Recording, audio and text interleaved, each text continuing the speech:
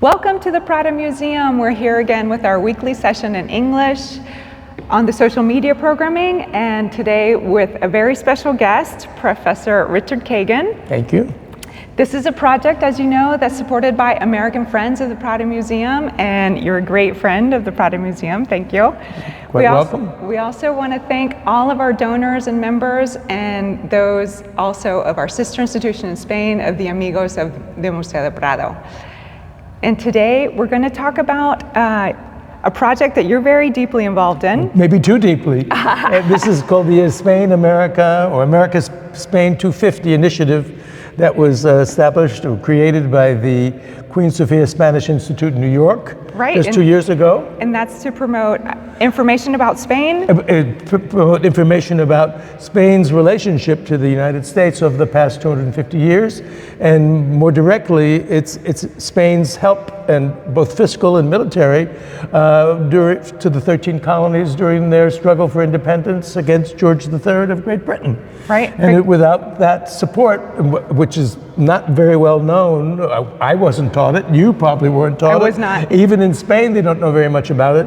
It started in a clandestine fashion before 1776. Even at the Battle of Lexington, there were rifles, 500 rifles smuggled into Boston through the help of a Basque merchant who had connections in Marblehead, Massachusetts, and they brought them in. And that was the beginning of it, partly because Charles III here, he was quite interested in defeating Great Britain. Spain had been humiliated by Great Britain in the war of what's called the 7 Years' War. They lost West Florida and Minorca previously. They wanted it back. And he said, well, perhaps we can, if we give some support to the colonies, we can defeat Great Britain. Right, to recuperate. But there were people like Floridablanca, who was Secretary of State, and his predecessor said, wait a minute, we have to be a bit more cautious about this. Okay. And we don't want to quite recognize what's going on in the war. So here we're in the Prado in room 35 with the paintings of Goya by Francisco de Goya, and taking advantage that we have the portraits of King Charles III, yes, who we're talking about in this historical moment, and his prime minister, the First Count of Floridablanca. And so this is to give us the context, and this is right before the Declaration of Independence. Right before the Declaration of Independence, which was, and when it happened, they said, well, we don't know what's going to happen, but within a year or so, Charles III sends an unofficial representative to the colonies, a man from Cuba, a merchant by the name of Miralles, who befriends George Washington, and he's also a spy. He's funneling information back to Madrid and to Charles III and Floridablanca and the king's other ministers, and how far they should get involved. And now, Spain, thanks to Charles III, had built up its army and built up its navy, in a sense it was prepared for war, but not ready to go to war.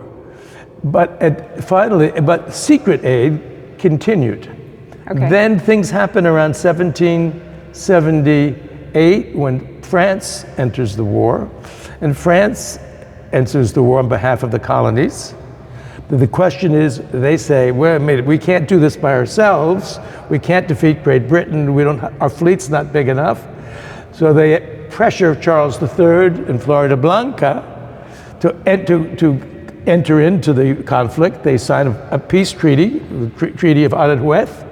And then finally, in June of 1779, Spain enters into the conflict to help the 13 colonies directly. What exactly do they do? Besides loans, yes, they instruct the governor of Louisiana, a man named Bernardo de Galvéz, to open conflicts. And Galvéz's main objective is to take back Florida, which Spain had lost in 1763, and get it back for themselves.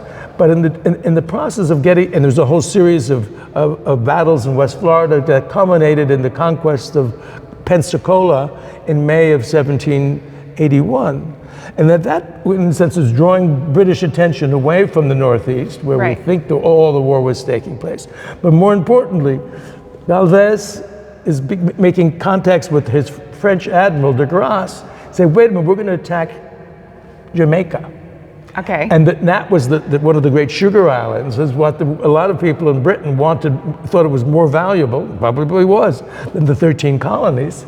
And so they start pulling resources away from the Northeast to protect the Caribbean.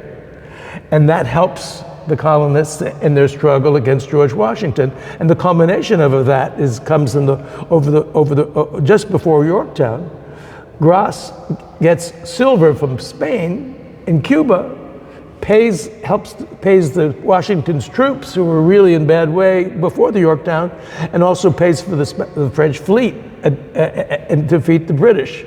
My goodness. So if it really wasn't without the intervention of Spain and the silver that the Spaniards were providing indirectly, I mean, always at the orders of Charles III and the permission of Charles III, the 13 colonies have a much harder time achieving independence, and some scholars say not at all. The Spanish intervention was key to the victory of the 13 colonies. Well, that's so important to our history, and very unknown. For the most part, it's unknown. We weren't taught it, and in fact, it was kind of erased from the American history of books, starting already in the 1790s. And that's the moment when there was once a portrait of Galvéz that was given to Congress in 1784. He was thought to be the first friend of the United States. And when the capital moved from Philadelphia to Washington in the year 1800, that portrait was somehow mysteriously lost. And it was only in the year 2014 when Galvéz was granted honorary citizenship in the in North America, was another portrait of Galvéz hung in the Committee of Foreign Affairs in Washington, where it's still there in the Capitol. Okay, well, it's important to review our history, relearn what hasn't been taught us, and you're doing a great initiative and bring all of this information to light, and we thank you very much for being with us today. Just for a few, overview of the role of Spain, thanks to Charles III's permission and guidance, and through his ministers, and through his governors in Louisiana, and through a coordinated strategy to actually pull attention away from the actual fighting in the colonies to help George Washington and the birth of the nation. And the birth of the nation, exactly. And which is just about 250 years. Exactly. We're right about a month away, 2 months away. As we're speaking, Thomas Jefferson was writing drafts of the Declaration of Independence in Philadelphia. It was only finished at the end of June, and finally, final version was made public on July 4th, as everyone seems to know. Well, thank you so much. Professor Richard Kagan, thank you so much for being with us today, and we'll see you again next week.